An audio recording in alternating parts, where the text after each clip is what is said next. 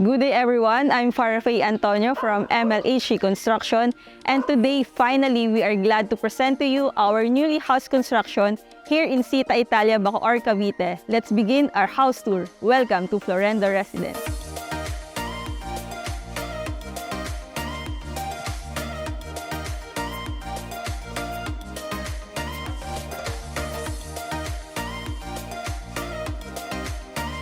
Okay, so as we enter the house,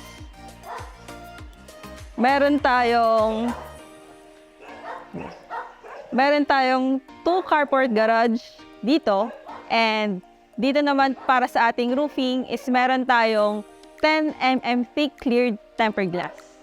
Dito naman yung pinaka main entrance nung bahay. So this door is a solid door by Pateco, and meron siyang special top coat.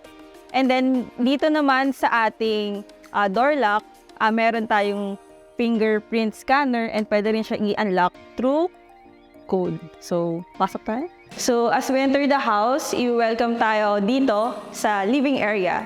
And ang maganda dito sa living area is itong sliding wind door natin. Kasi natural light yung pwedeng pumasok sa bahay.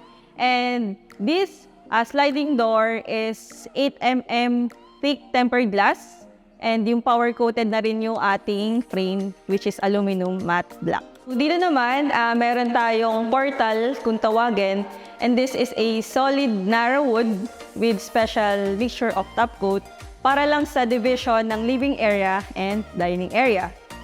So dito ang ating dining area. So this area is designed by 6-seater dining table. And dito naman yung daan natin papunta sa water softener and garden area. And by the way guys, this house is powered by Smartify smart switches. Itong mga smart switches na to is pwede siyang i-control through phone, meron din siyang timer for energy saving, and meron din siyang voice control. Dito naman yung way natin papunta sa main kitchen. And dito naman sa door na to is meron tayong powder area para sa mga guests. Dito naman yung daan natin papunta sa kitchen. So this is the main kitchen of the house. Meron tayong nook area, and meron tayong counter table area. So dito sa nook area is may provisions for other appliances. And kapag kumakain ka dito, meron kang view sa labas. Dito naman sa ating countertop, ang ginamit natin na material dito is German white marble. And para sa ating kitchen sink, this is a matte black stainless kitchen sink, and meron din tayong backsplash. This door naman leads to our service area. Yan, so this is our service area, and dito rin natin makikita yung ating air vent.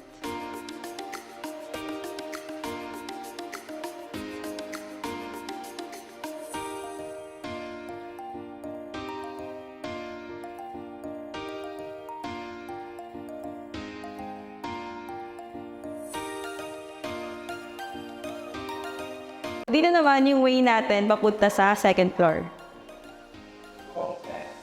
So para sa ating handrails and steps, we use mahogany wood planks and with special mixture of top coat. By the way guys, renovation itong bahay na to. So merong limitations from floor to ceiling is only 2.4 meters. Pero nagawa namin yung stairs na gentle on the knees, meaning hindi mo ramdam yung pagod pag-akyat.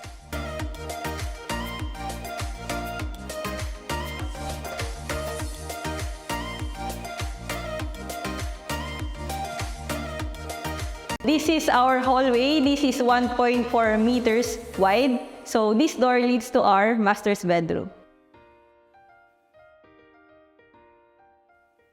This is our master's bedroom. This bedroom is designed para sa king-size bed, and meron tayong 2 side tables.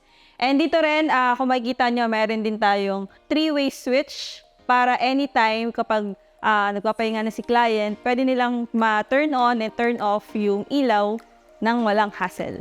And this door leads to our walk-in closet.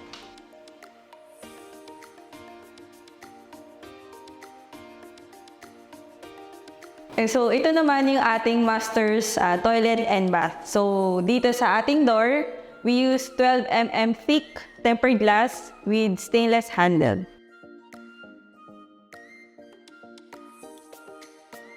Yan. So, ang makikita natin dito is meron tayong lavatory, meron tayong toilet, and meron din tayong enclosed shower space para hindi laging basa yung area natin dito. So, meron ding frosted din siya in the middle para sa privacy. So, this is the second bedroom for this floor, and itong bedroom na to is designed para sa parents ng owner.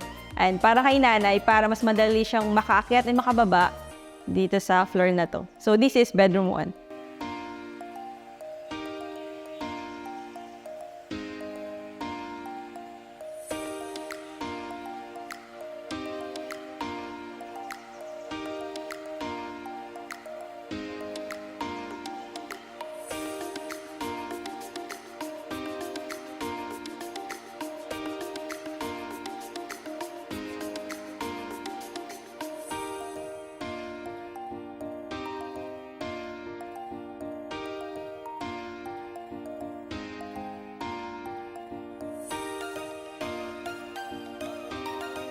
Ayan, so bago tayo umakyat sa third floor, meron din tayo ditong malalaking windows.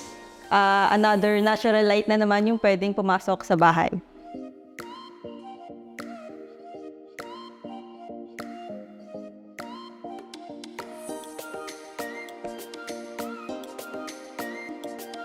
So, meron tayo ditong pasamano. So, ginamit din natin dito is yung mahogany wood planks, tapos may mixture lang siya ng special top coat. For this floor, meron tayong 3 bedrooms and 1 common toilet and bath. So, ito yung first room.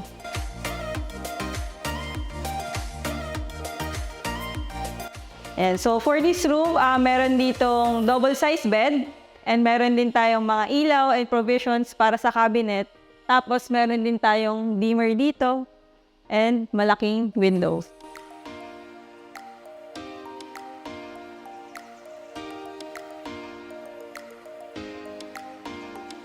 Yeah, so ito naman ang ating second room.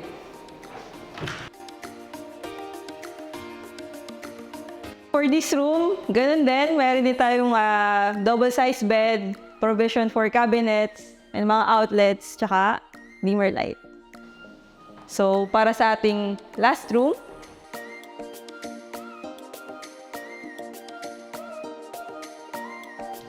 yan. So, ganun pa din. Double-size bed, lights, provision for cabinets, and dimmer light. And lahat ng aircon natin is window type. And ang last room natin dito is yung ating common toilet and bath.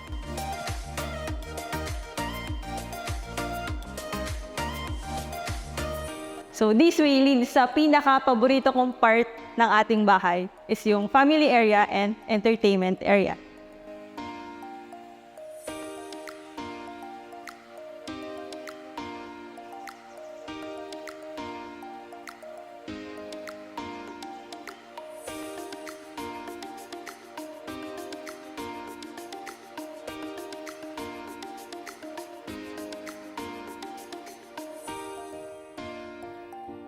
And dito naman sa side na to is yung paakyat sa ating roof deck.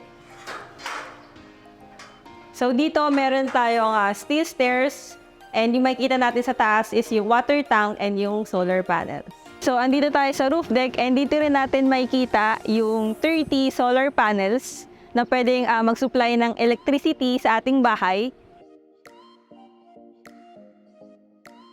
Na syempre, ito rin yung view ng Vita Italia. So that's it. If you need consultation, general contractor, or designer for your house, feel free to message us at our Facebook page at Emily Chi Construction. This house is in collaboration with RCM Architecture Design Studio by architect Franz Matosa. Always seek professional advice for your house construction. We offer free consultation and set your meeting with us. Basta bahay, Emily Chi Construction yan.